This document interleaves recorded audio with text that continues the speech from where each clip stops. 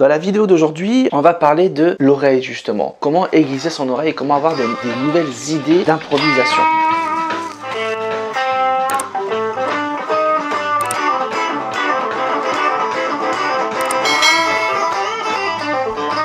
Le fait de créer un lick thématique, le fait d'avoir des notes cibles, ça donne déjà des pistes très intéressantes et ça nous sort déjà de notre zone de confort forcément. Donc on va sentir qu'il y a un petit travail à fournir là-dessus avant que ça s'installe.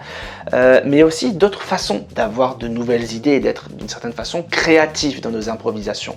Une fois encore, une improvisation, c'est créer un solo sur le moment. On est bien d'accord. Pour avoir des idées, pour créer quelque chose, il va falloir être curieux. Il va falloir écouter plusieurs improvisations de blues et écouter vos guitaristes préférés et écouter ce qu'ils font. Ne soyez pas pressés, prenez votre temps, écoutez les plans qu'ils vont jouer et essayez de les retrouver sur votre manche de guitare.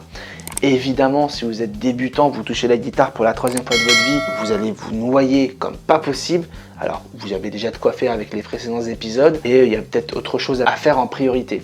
Mais vu que cette vidéo s'adresse aux personnes qui bloquent et qui tournent un peu en rond sur leurs improvisations, ça sous-entend que vous avez quand même un petit peu gratté votre manche et que vous avez fait déjà pas mal de petites impros en essayant de sortir un peu de votre zone, mais vous n'y arrivez pas, de votre zone de jeu, mais vous n'y arrivez pas.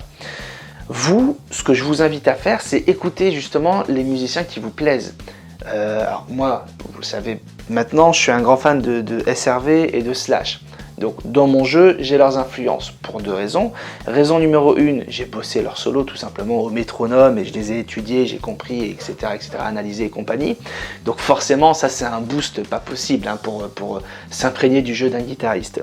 Mais au-delà de ça, ce qui va s'appliquer à vous et ce qui s'est appliqué à moi aussi, et au plus grand évidemment, c'est d'écouter votre guitariste préféré, d'écouter votre style de musique préféré.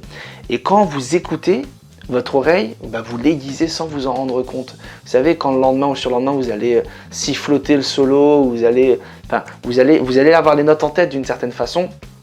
À force d'écouter un morceau, on a les notes en tête.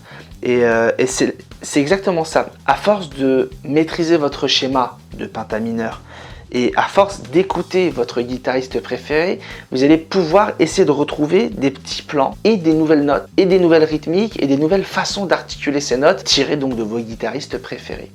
J'avais écouté, quand j'avais fait mon reportage sur l'histoire du blues, d'autres guitaristes donc des décennies précédentes. Et comment il s'appelait? Oh là là.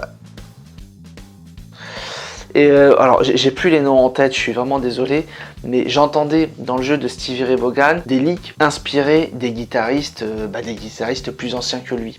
Donc lui aussi, il a eu ses influences. Tous vos guitaristes préférés ont eu leurs influences. Vous aussi, ayez vos influences, écoutez et essayez de reproduire ce que vous entendez. C'est super important et c'est comme ça que vous allez développer aussi votre oreille et votre jeu.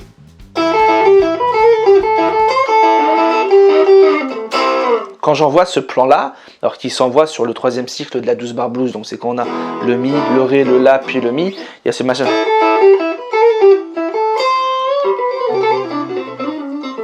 Quand j'envoie ce genre de plan, voilà, c'est dans les doigts, c'est un lick que j'ai chopé en écoutant donc Stevie Ray Vaughan. Puis toutes les petites phrases, des petits licks, les petites habitudes de jeu que j'ai, c'est à force d'avoir écouté des trucs à droite à gauche, j'ai trouvé ça joli, puis à force de l'utiliser et de l'exploiter, eh bien ça sonne plutôt bien. Donc ce que je vous invite à faire, c'est d'écouter du lick, d'écouter vos guitaristes préférés, essayez de comprendre comment ils articulent leurs notes et c'est comme ça que vous allez réussir à développer votre vocabulaire. Ce qui est génial sur YouTube, c'est qu'on peut ralentir la vitesse de lecture, ça vous permet aussi de prendre la suite de notes qui vous plaît, de passer une demi-heure dessus sur un tempo très lent et d'essayer de retrouver les notes qui sont jouées, etc. Ça c'est super intéressant. Je vous laisse avec ça.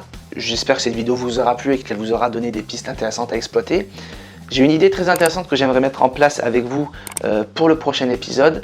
Donc je vous dis à très vite, à très bientôt et prenez soin de vous. Abonnez-vous, likez, partagez si cette vidéo vous a plu et à très vite. Ciao ciao tout le monde.